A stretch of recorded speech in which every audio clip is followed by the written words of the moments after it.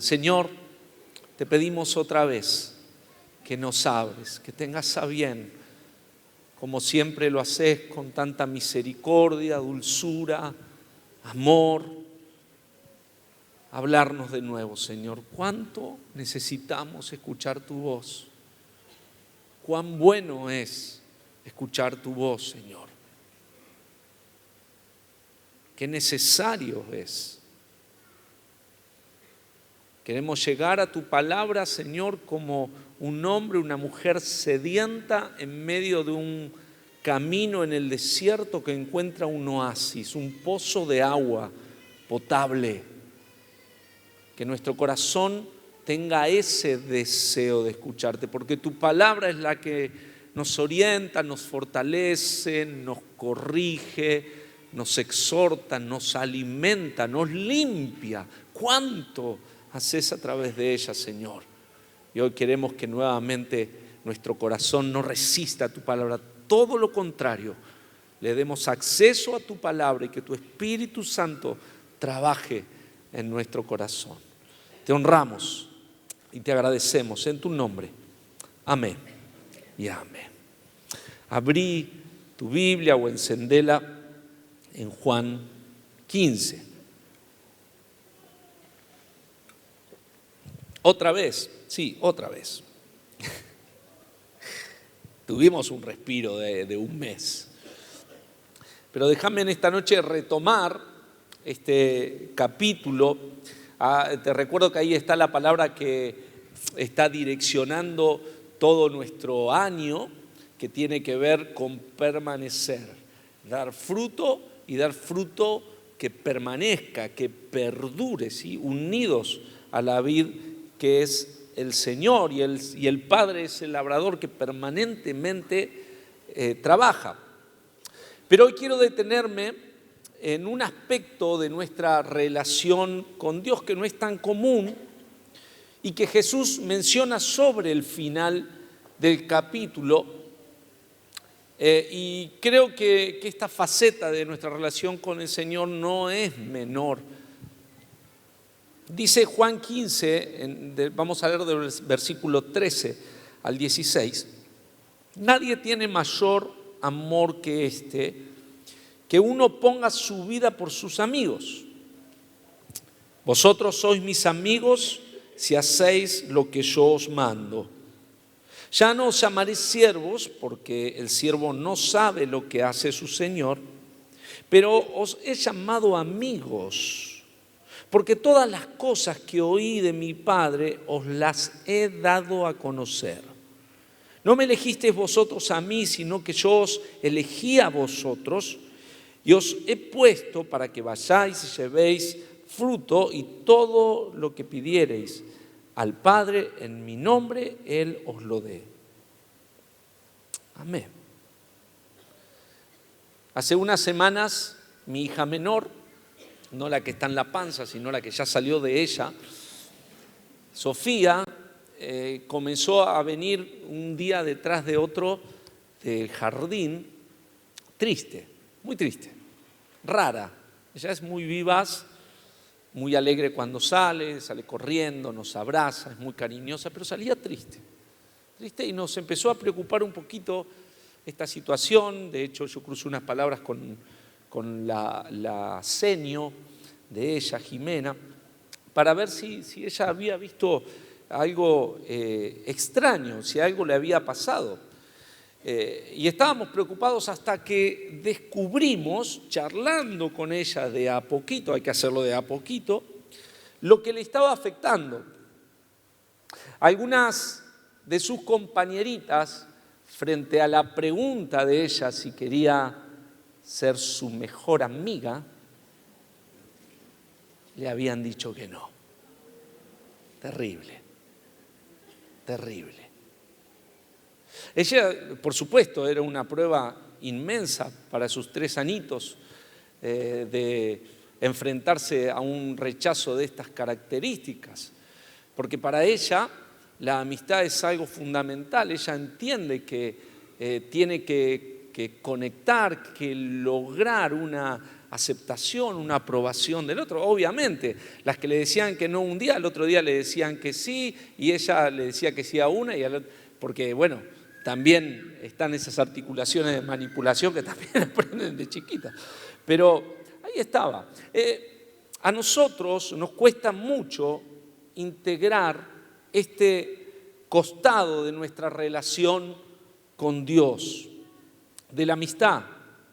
Quizá pensamos que es demasiado infantil para pensar en que nosotros podemos llegar a ser amigos del Señor. Creo que no lo es. Jesús lo plantea, son las últimas palabras de Jesús y creo que era un hombre maduro, que sabía perfectamente lo que decía. A veces pensamos que es demasiado emocional plantear una amistad con Dios. Sin embargo, Jesús dice que somos sus amigos y que lo somos si hacemos lo que Él nos manda. Es decir, ahí contrarresta, eso no tiene nada de sentimentalismo. La condición es la obediencia para ser su amigo, no lo que sentimos. Entendemos perfectamente nosotros cuando llegamos a Cristo que somos hijos. Me voy a acercar el micrófono por ahí, lo acerco bien. Entendemos que somos hijos porque tenemos herencia y autoridad, somos hijos de Dios. Sabemos que somos siervos porque tenemos un propósito en esta tierra y una tarea asignada, somos obreros de la viña del Señor, pero nos es difícil entender que podemos tener con Dios una relación de amistad.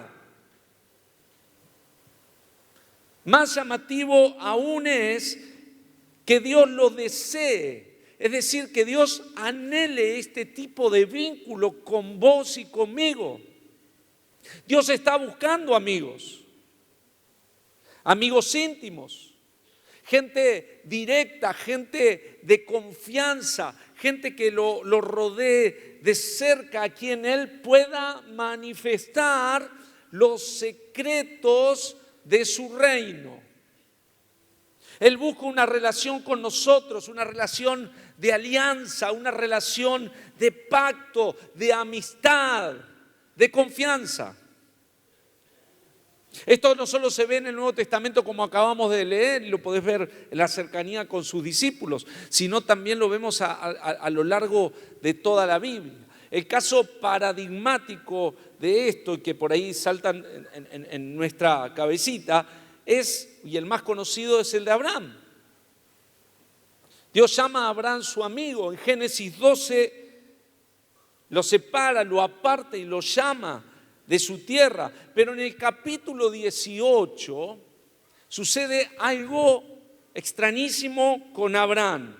De hecho, él hace una locura.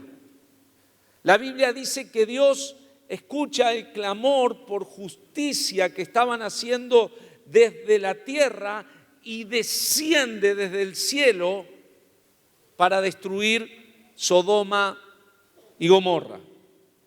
Uno de las, en ese momento se desata una furia del cielo, de su santidad, y un juicio en esa ciudad como nunca antes lo hubo. La Biblia es muy clara. Dios es el que baja, porque permite que Abraham lo adore, y baja con 2 ángeles. ¿Qué estoy diciendo? Después léelo, no tenemos tiempo ahora, ahí en Génesis 18.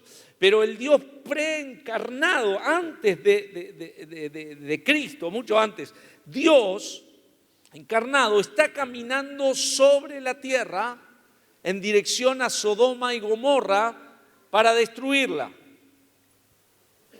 Pero al mediodía, antes de llegar a esa ciudad, pasa por la casa de Abraham.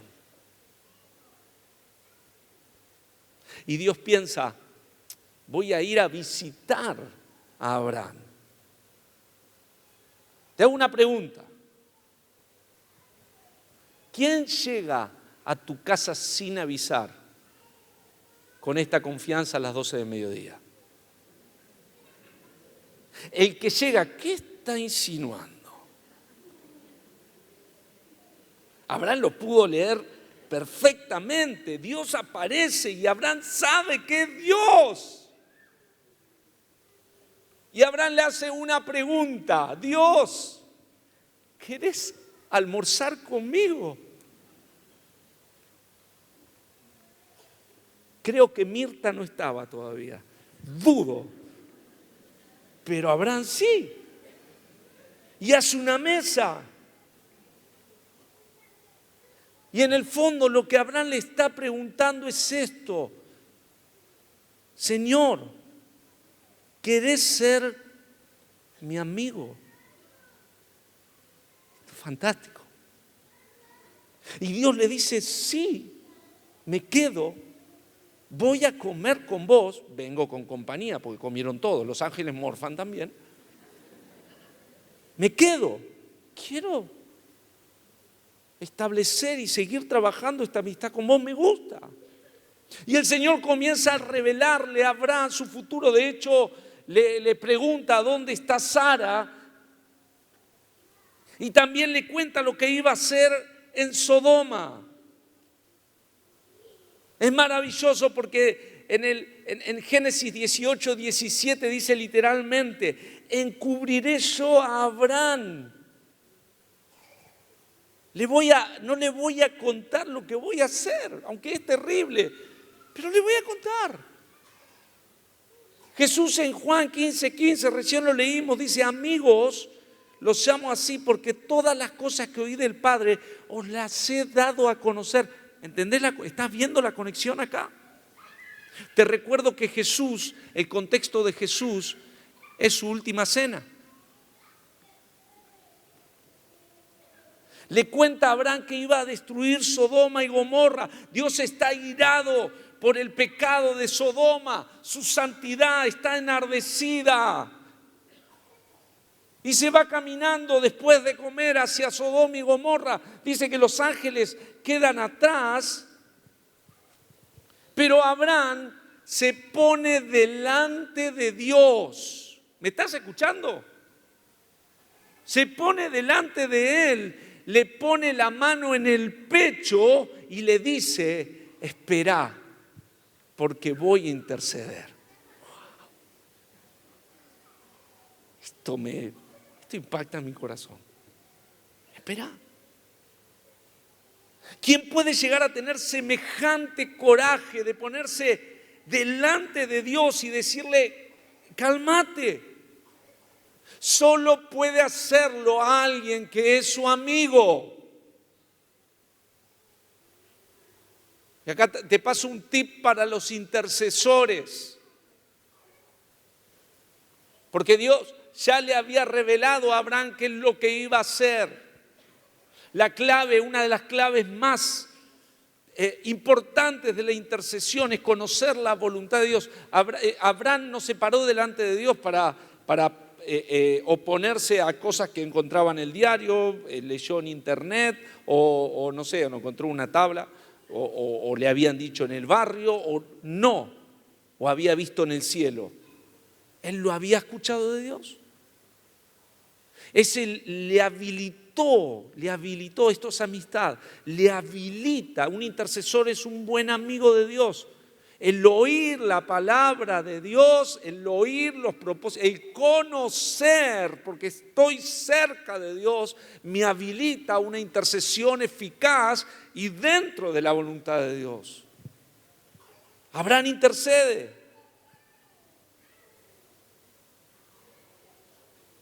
Para un oriental, para un hebreo, un oriental nunca se sienta a la mesa con alguien que no tenga alianza de amistad. Nunca comparte su mesa si no hay intimidad. Por eso Jesús es llamado amigo de publicanos y de pecadores. ¿Te acordás? Búscalo después en Mateo 11, 19. Porque Él se sentaba a la mesa a comer con ellos. Esa es la gran crítica que le hacían a Jesús. ¿Cómo puede ser? Cuando Jesús El Dios encarnado se sienta a la mesa con publicanos, con prostitutas, con pecadores. Lo que está diciendo en ese momento Jesús es: yo quiero ser amigo de ustedes.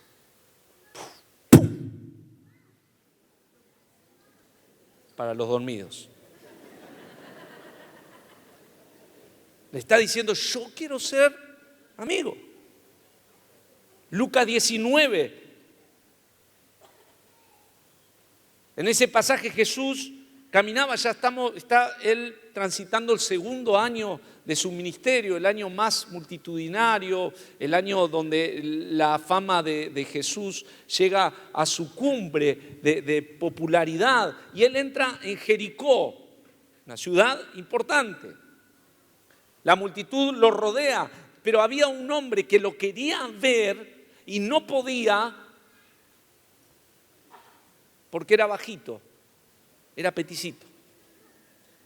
¿Cuántos peticitos tenemos hoy acá? Pues el petizo tiene una cosa, te voy a explicar. Levanten la mano. Bueno, siéntense. Usted no tenía problemas de estima, estaba bien. Más allá del lugar que ocupaba, que ahora lo vamos a ver, se subió a un árbol para esperar a Jesús, pero era chiquito y no lo podía ver. El árbol le permitía llegar a ver a Jesús. Jesús pasa por Jericó en medio de todos, lo ve y le dice: Zaqueo, rápido, bajá de ahí porque hoy me voy a quedar en tu casa.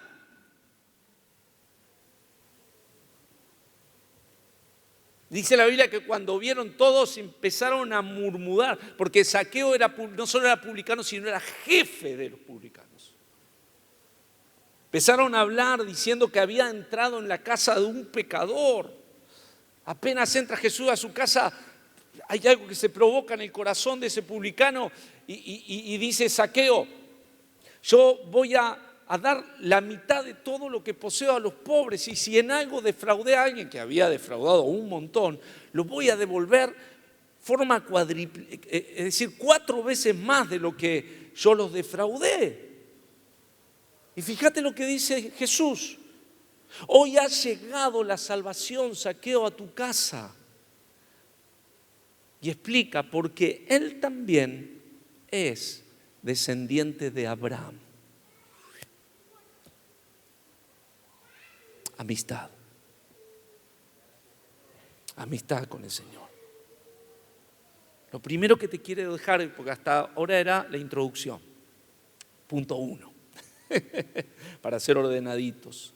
La amistad con Dios comienza y se desarrolla en el marco de la gracia.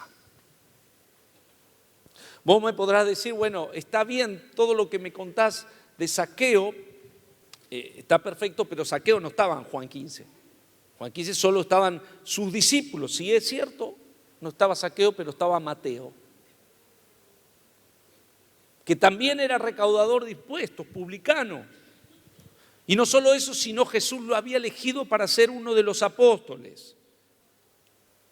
Acompáñame a Marcos 2, 13 y 14. 2:13 en adelante. Ahí está cuando Jesús llama a Mateo. Después volvió a salir al mar, Jesús, y toda la gente venía a él y les enseñaba.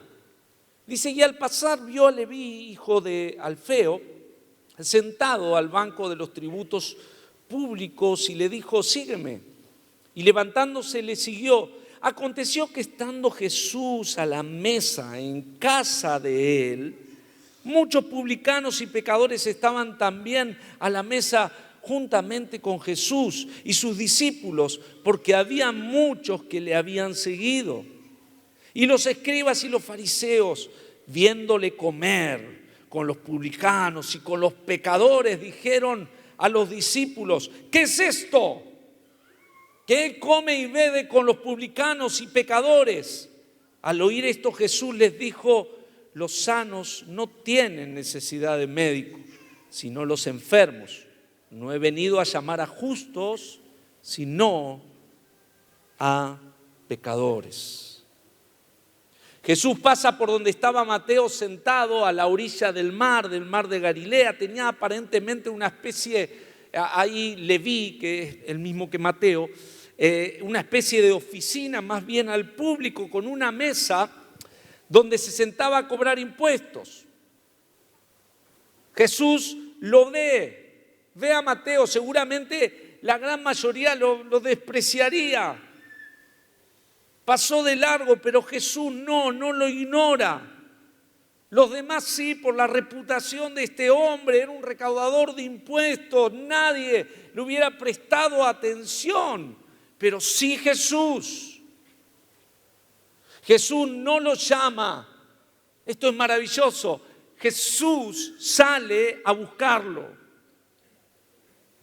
Jesús sale a encontrarse con él. Jesús lo intercepta en la vida, así como lo hizo con vos y conmigo.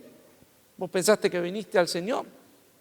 Tomaste una decisión en un momento, pero Él ya estaba trabajando en tu vida. Él interceptó tu vida para cambiarla para siempre.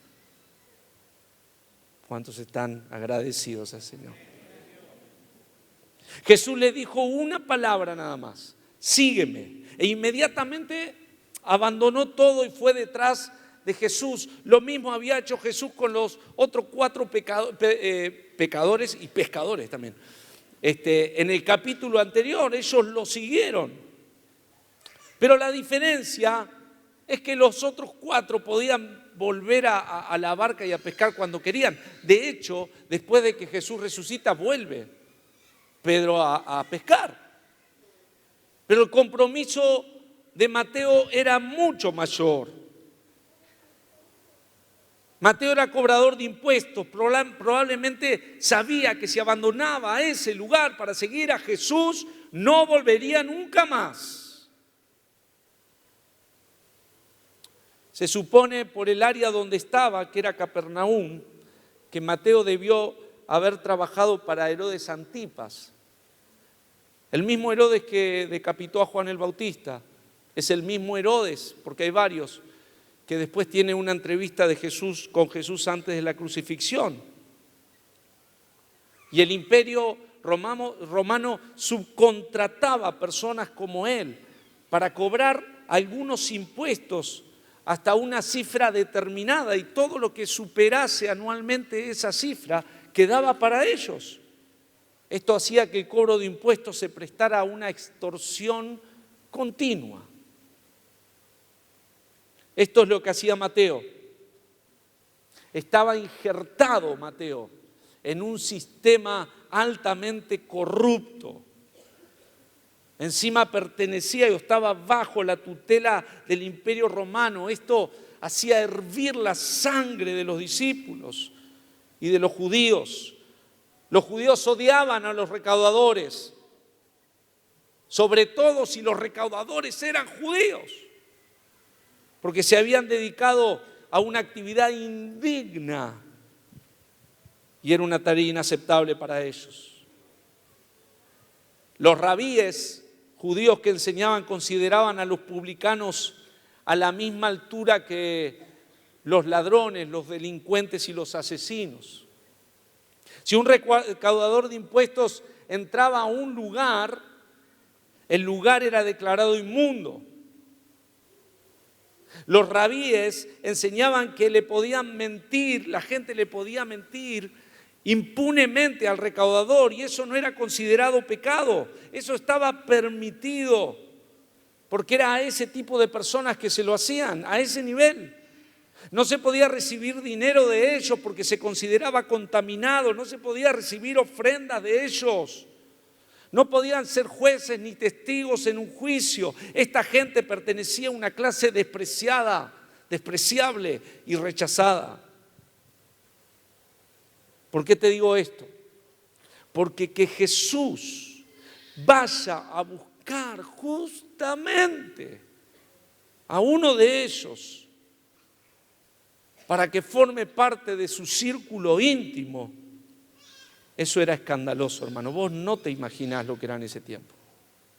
Eso era un escándalo. Pero así es la gracia.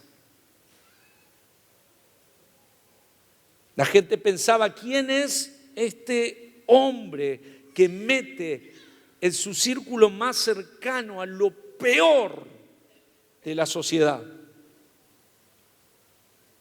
Pero si todo esto había sido un escándalo, inclusive para los otros discípulos que ya seguían a Jesús, imagínate cuando el mismo Leví, que es Mateo, al ser aceptado por Jesús, lo invita a la casa y hace una fiesta e invita a todos los demás publicanos.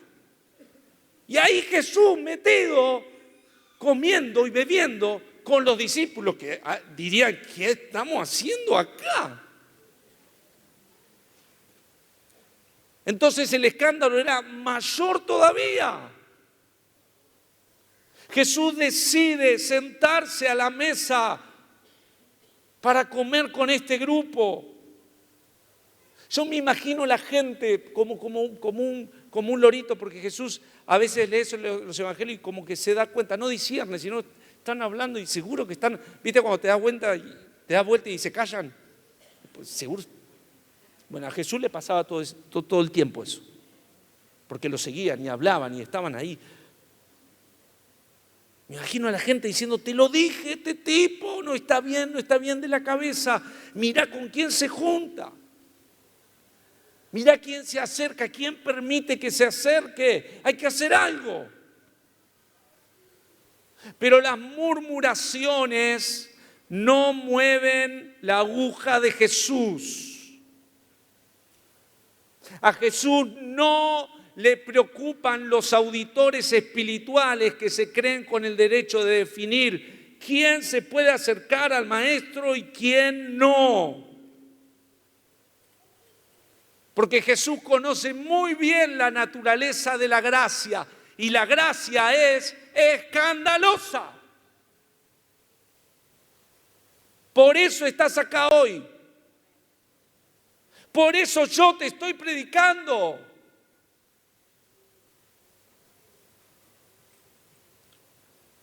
La amistad con Jesús en su inicio no es para impecables. La amistad con Jesús no está reservada para teólogos ni para ministros ordenados, ni es propiedad de los religiosos. Por lo tanto, hermano, hoy te vengo a decir en primer lugar, no te automargines. Dios hoy se está acercando a vos para que aceptes la invitación, porque como con Zaqueo, Jesús quiere ir a tu casa, sentarse con vos. Por supuesto que hay un montón de cosas que Él tiene que hacer, todo lo demás vendrá, pero deja aceptar su invitación. No rechaces la gracia, porque te digo una cosa, la gracia por definición nunca la vas a merecer. Si hay algo que caracterizó a Jesús es que no vio a las personas por lo que eran, sino por lo que podían llegar a ser estando a su lado. Esto no es algo que forma parte de nuestro corazón o de nuestra mirada hacia los demás. Nosotros limitamos a la gente. Nosotros juzgamos a los demás por lo que son en el momento que los conocemos. Es una incapacidad que tenemos. Tenemos que aprender a ver más allá de lo que las personas son hoy. Si el Señor se quedaba con Zaqueo, si el Señor se quedaba con los pescadores, si el Señor se quedaba con todos los que se cruzó, Él vio más allá. En pleno renacimiento italiano en Florencia, se dice que llevaron un bloque enorme de mármol a esa ciudad porque ahí estaba trabajando el famoso artista Donatello. Era inmenso el bloque, les parecía a los obradores que estaban perfecto, entonces se lo llevaron al maestro y él lo rechazó. Este bloque anduvo dando vueltas hasta que llega a la habitación, al taller de otro, y en ese momento que lo ve, este otro artista tiene una idea y trabaja con ese bloque 2 años. 2 años. Finalizados esos 2 años, lo presenta, hace una pequeña audiencia. Entre los que estaban ahí figura Leonardo da Vinci, y cuando corren el velo, ahí estaba, con una altura extraordinaria, una belleza impecable hasta el día de hoy, David. Ese bloque de mármol se había transformado en una bella escultura que hasta el día de hoy disfrutamos. Lo hizo Miguel Ángel, la otra Tortuga Ninja. Me falta una. Pero qué maravilloso. Nosotros tendemos a ver el bloque y el Señor tiende a ver el producto terminado. Por eso estamos acá. Te digo, acercarnos a la amistad con el Señor. Nunca vas a estar impecable, perfecto. El Señor va a ir haciendo eso. Menos mal que el Señor, en definitiva, no deja a las personas en nuestras manos, sino que siempre están en las manos de Él. Son discípulos de Él, son amigos del Señor. Y eso es lo que intentamos hacer, ¿no? Porque en las manos de los hombres puede ser tremendo. No rechaces la gracia del Señor, nunca lo hagas. No es posible una amistad con Dios fuera del rango de su gracia. Mateo la recibió y la celebró. Zaqueo se alegró muchísimo cuando Jesús le dijo que iría a su casa. No la merecían, no la merezco, pero aún así, Dios, Jesucristo, quiere sentarse en la mesa con vos. Wow. Por eso Apocalipsis 3:20 dice: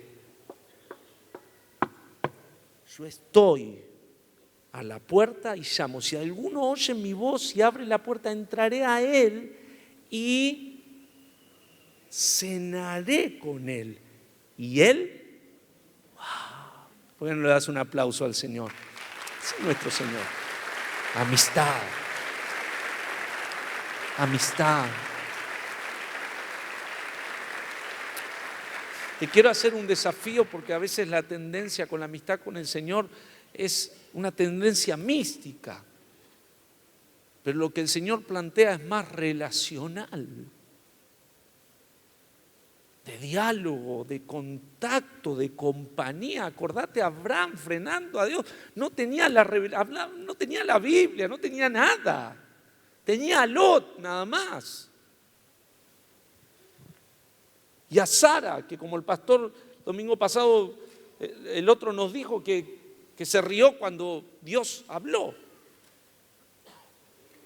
La amistad con Dios tiene el contorno de la gracia. En segundo lugar, la amistad con Dios se edifica con lealtad y sin hipocresía. Que una de las palabras, si yo hago acá un pequeño sondeo de qué palabras identifican a un amigo que quisieras tener, una de las palabras más recurrentes sería lealtad. Yo, si quiero un amigo que sea leal, noble conmigo. Bueno, ahora crucemos a otro de los que escuchó esa noche en Juan 15 esas palabras de Jesús. Hablemos un poco de Pedro. Porque Pedro, a la hora de la prueba, en el momento más duro de Jesús, niega haberlo conocido. Él, cuando le preguntan, entremezcla inclusive con insultos al final, porque eso disimulaba más la influencia que Jesús tenía sobre él. Él había sido marcado por su maestro y al final jura una y otra vez no haber estado con él. Estaba traicionando a Jesús en el mismo patio donde lo estaban azotando. Estaba llevando Pedro su deslealtad al punto máximo. No lo conozco. Una vez, no lo conozco.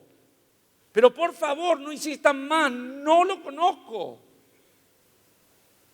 Eso es hipocresía. Una vez, 2 veces, 3 veces. Lo que Pedro había prometido unas horas antes comiendo con Jesús en la mesa del Señor, cuando le lavaba los pies, ahora lo estaba deshaciendo con hipocresía en segundos. Y vos podés decirme, está bien, bueno, eso es el Pedro antes de que Jesús vaya a la cruz y resucitase. Pero el Pedro que después, momentito, el Pedro, ahora te voy a decir cómo fue también el Pedro después de la resurrección.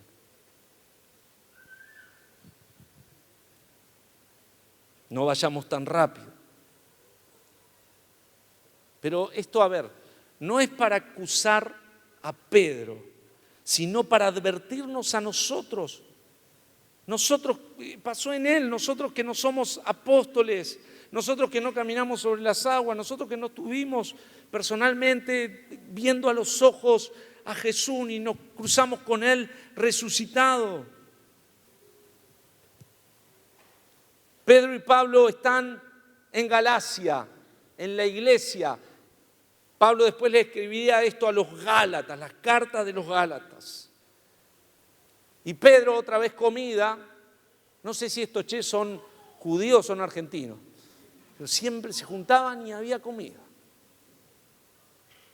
Y dice que ambos, Pedro y Pablo, comían con los gentiles, es decir, comían con creyentes que no eran judíos, pero se habían convertido, eran hermanos en la fe, no eran publicanos, no, eran hermanos en la fe.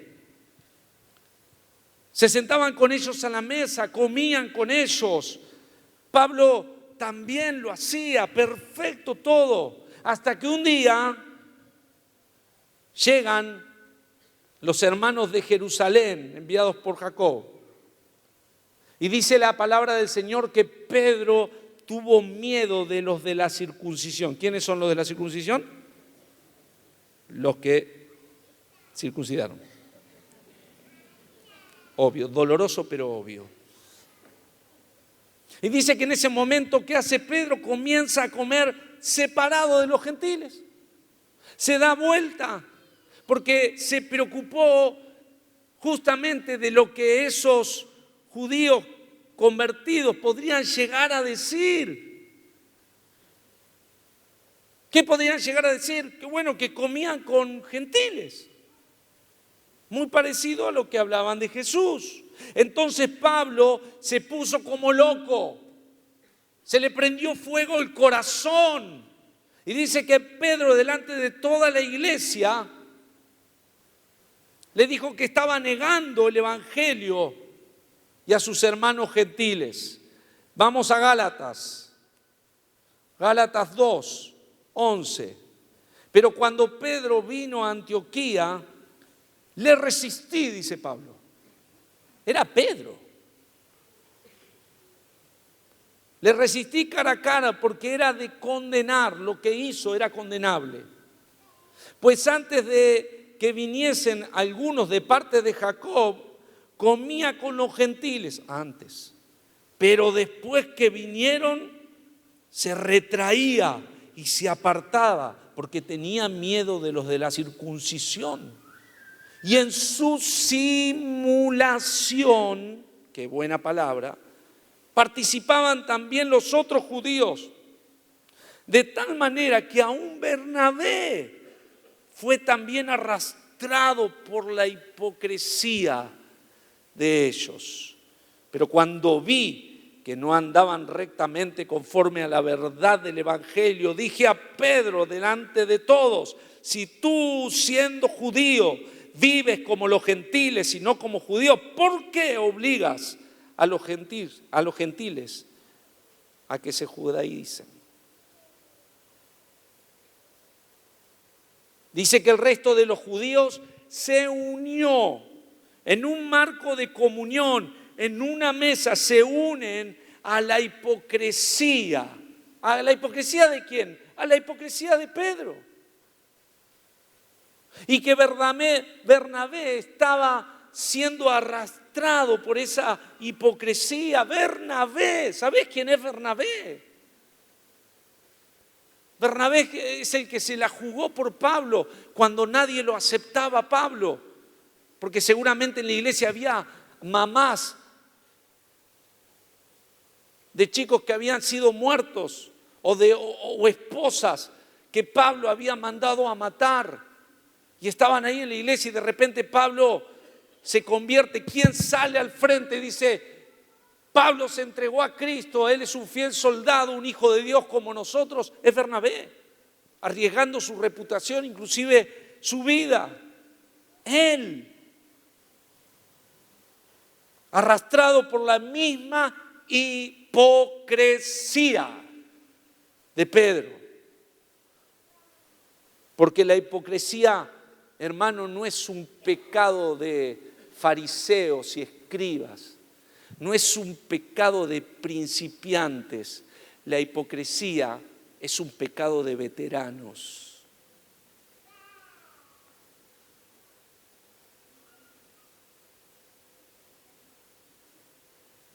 Cuando aprendemos a simular, cuando sabemos cómo son las cosas, empezamos a mover algunos hilos que nos dan ventaja.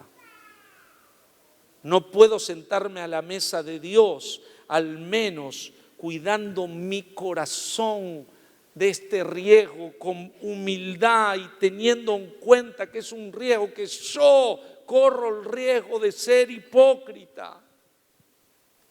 Porque mi corazón fariseo y tu corazón también que tiende a ser fariseo, te saca de la mesa, te arrastra como Bernabé. Y sabes una cosa, si Dios plantea una fiesta de gracia, una mesa, una cena, un banquete y hay un acuerdo con Dios sobre aquellos que deberían estar sentados en ella, el que se va a tener que mover, si no está de acuerdo, no es Dios. ¿Me explico?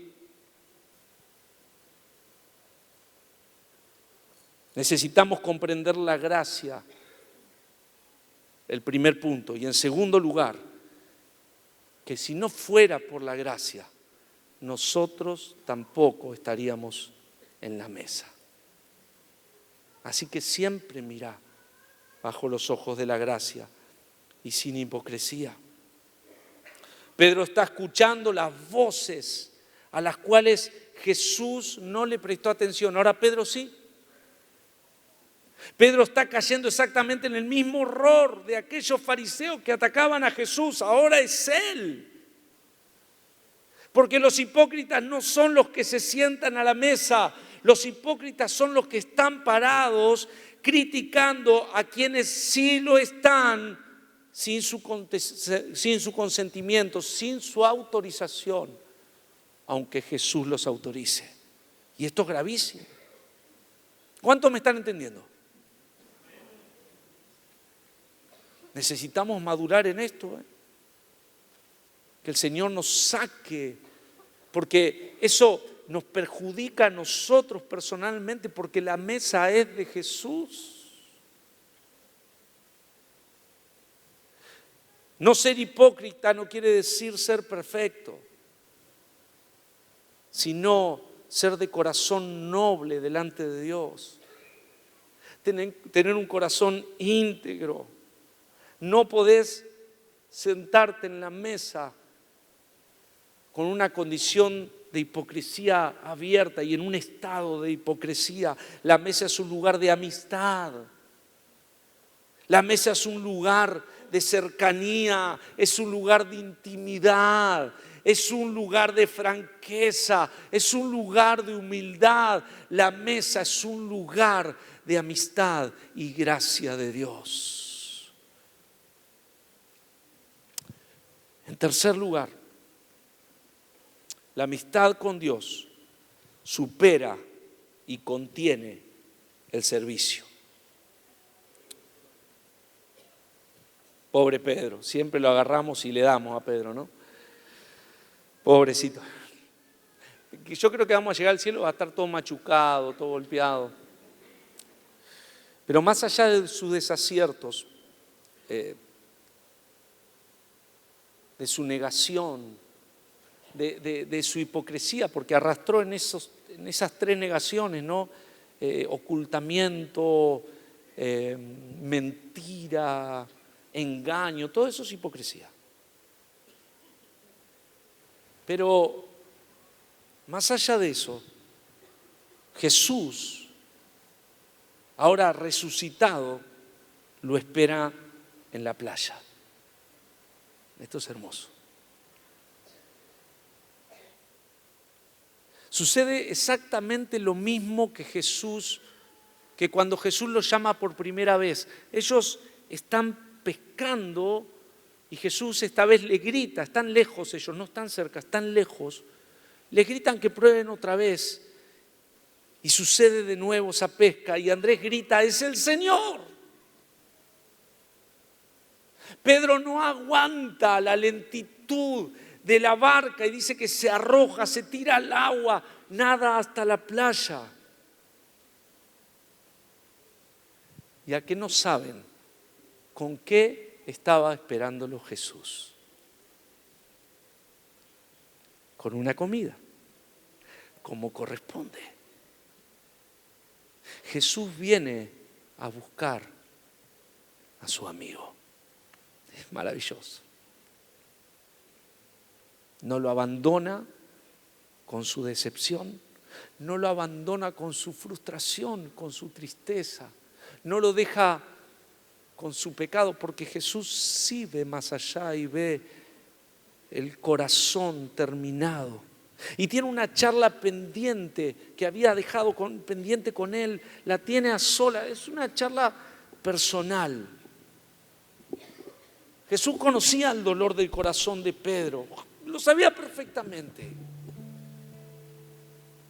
Y también el Señor tenía entre sus manos el llamado de Pedro, llamado específico. Él apacentaría la grey del Señor, lideraría con su servicio a la primera iglesia, sería el pastor de esa iglesia. Pero primero, antes de su labor, antes de ese trabajo y propósito, Dios necesitaría restaurar la relación con Él. Y 3 veces le pregunta a Pedro, Pedro, ¿me amas? Y parece que en cada una de las preguntas de Jesús, Jesús lo va llevando hasta el límite.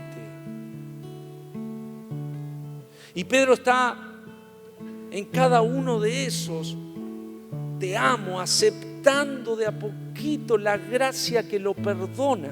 Y al final le dice, ¿te acordás?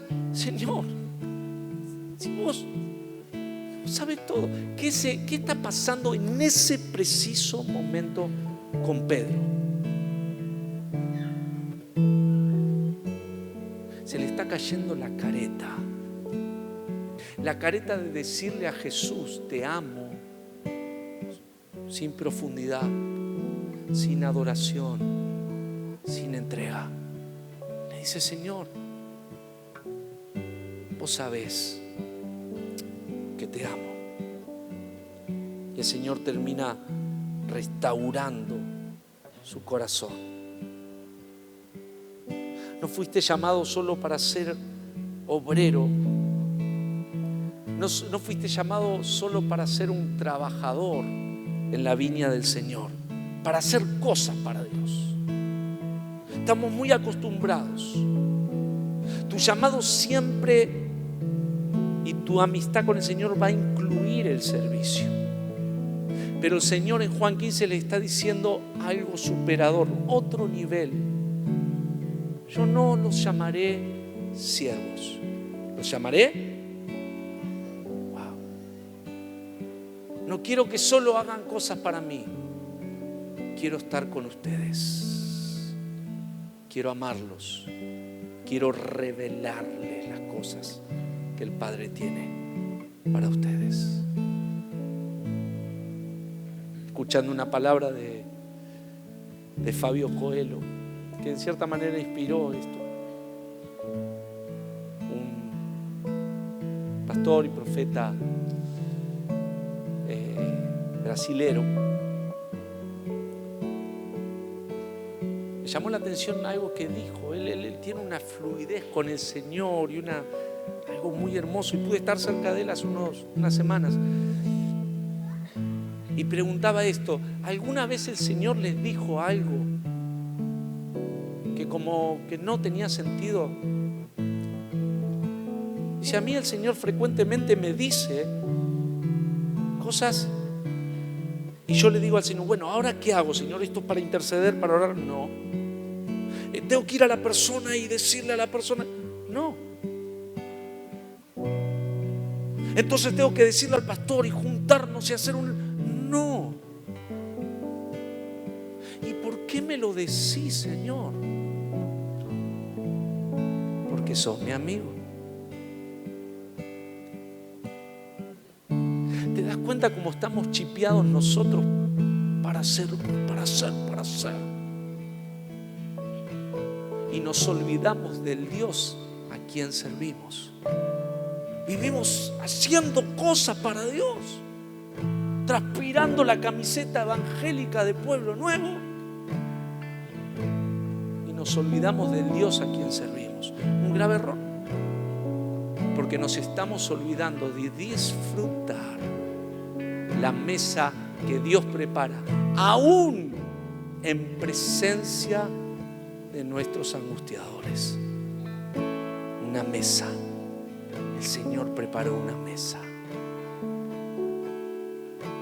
Y Dios quiera, y es mi oración, que tanto esta noche como el día de mañana vuelvas a esta palabra, insistas, y que el Espíritu Santo te revele. Y que mañana en el trabajo el Señor está ahí. Y en el ministerio, cuando Dios está ahí. Y cuando estás con tus hijos, que yo estoy transpirando como loco y cada vez más con Vir y con él. Y Dios está ahí, en la guardia.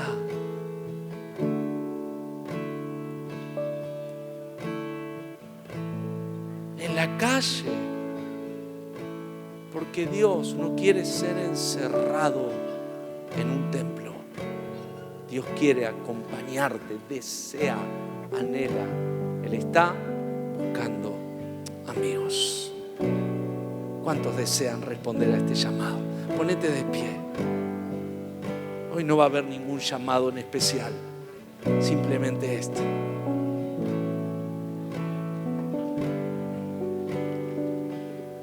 Que podamos responder continuamente a la amistad con Dios. Y otra cosa, deja que esto crezca, deja que crezca, que suba, que aumente. Y el Señor te va a empezar a revelar y vas a empezar a interceder, y tu ministerio va a ser más fluido, no va a ser una carga, porque ya Dios no quiere llamarte siervo, sino